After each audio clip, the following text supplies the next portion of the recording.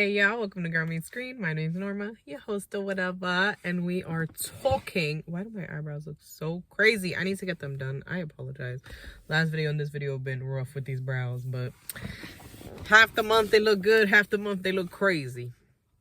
I need to do better about getting them done twice a month instead of every other month.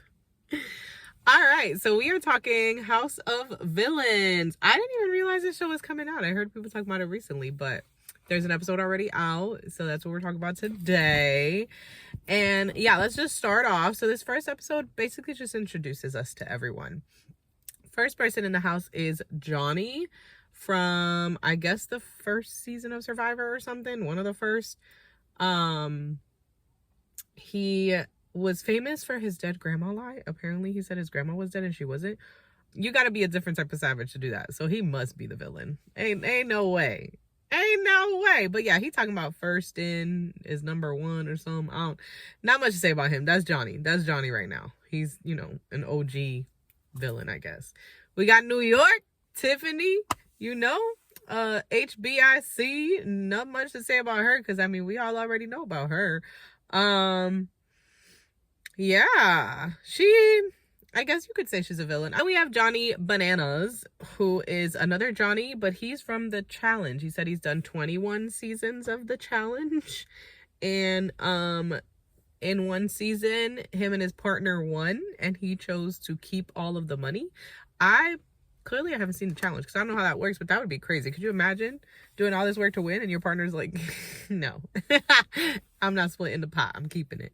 So that's wild. Johnny wild for that. You got to be careful because he'll backstab you. And we have Corinne. She's from The Bachelor. Listen, I have not seen The Bachelor. Maybe I'll do a watching The Bachelor type of situation. I don't know how I would do that because there's a lot of seasons now. I am doing the Golden Bachelor because that seemed interesting to me. The regular Bachelors, for some reason, I wasn't all that invested, whatever you want to call it. Corinne is from The Bachelor. Apparently she's a villain because she was the first one who got to kiss him. So then they didn't like her. I'd be interested to see how she was the villain. Maybe she just was fuck it, I'll be bitchy when that happened. I don't know. Sorry. There's a lot of cussing here. My bad. But anyways, yeah, she's very much giving pretty privilege. Very much giving I don't know who you're talking to. The Bachelor Nation's gonna get you energy. And we're doing a bit much. The reason she was saying that person was doing a bit much too, but we'll get to that. So that's Corinne. But then we have Bobby Light. He is Love and Hip Hop. I don't know if he's really giving villain. I think he's giving messy. I feel like a lot of people on Love and Hip Hop who consider themselves a villain or something are just kind of messy. Shake want to be good so bad. Shake is doing all his extraness to prove he's not the villain he's been made out to be. Tanisha from Bad Girls Club, y'all. I be calling her all the time, bro. I ain't get no sleep because of y'all. Y'all not gonna get no sleep because of me. Hey. It was a bop. But that's her. Not much to say about her there. She's a mom now, I guess she said. And then we have Jax from Vanderpump Rules. And I remember when this show was popping for some reason, something going on. I don't know if Jax was involved in that. I didn't pay a ton of attention. It wasn't that interesting to me. I tried to sit and watch an episode and I was like, what is this? But anyways, yeah, so he's a villain from there because he was a jerk. He was talking about he cheated on every girlfriend he's had, but he met the right one. We'll see. I'm going to pray for her, obviously, because I think they have a kid.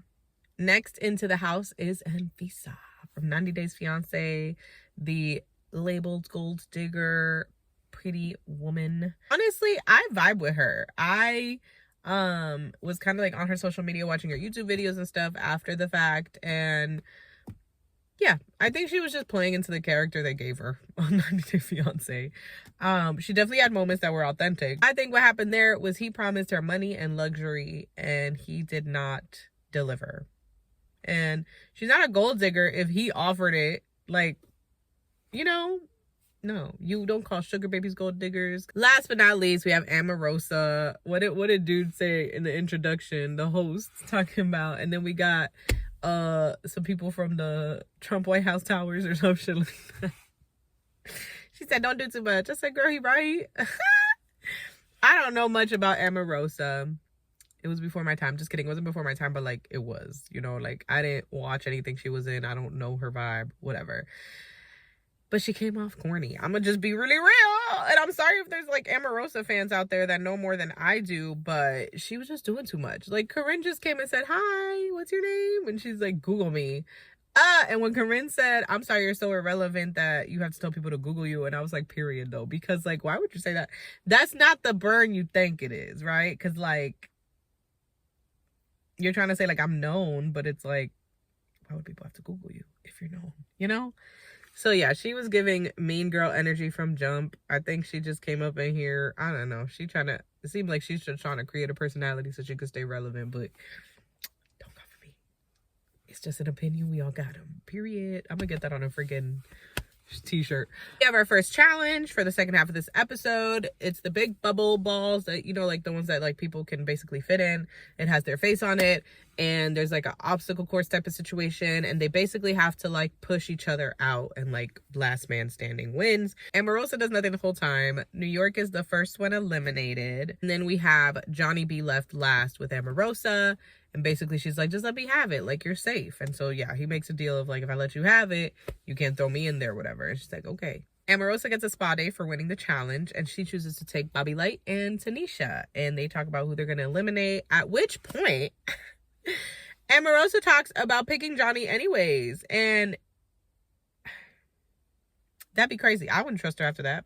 No. While with Bobby Light and Tanisha, Omarosa tells her story about how, I think she said her dad died when she was 7, and so lived in the projects with her mom and siblings, and a sad story, don't get me wrong, like that's very unfortunate that she had to live through that, but it also just kind of felt like, you know, I don't know,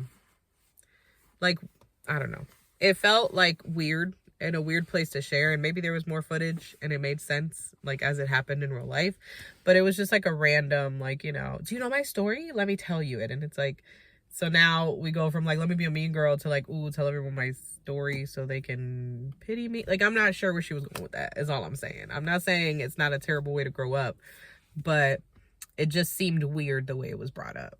And I don't know if it was, like I said, I don't know if editing made it look like that, but it seemed weird. They get back from their spa day, they're chilling, then they get told to like push on a bookcase, which reveals a secret room. Omarosa's about to let us know who is up for elimination, and the people she picks are, of course, Corinne because of their interaction, Shake, and then Jax. So that should be interesting. Can't wait to see what they do with that, because that's where the episode ends. So we'll see what happens tomorrow in the new episode. Apologize for the lighting if anything looks weird. I really wanted to like talk about this and put this up today, so that like it's already up for the next episode. Not too much to talk about. Who do I want to win? Like, judging by just who they are right now, I think I want Anfisa to win. I just like her the most right now. I don't really know Johnny, like the old school Survivor dude. I don't know Johnny Bananas very well. He does look familiar though. Tanisha, I mean, she's a vibe, but you know, so she'd be number 2, I guess. New York, probably number 3.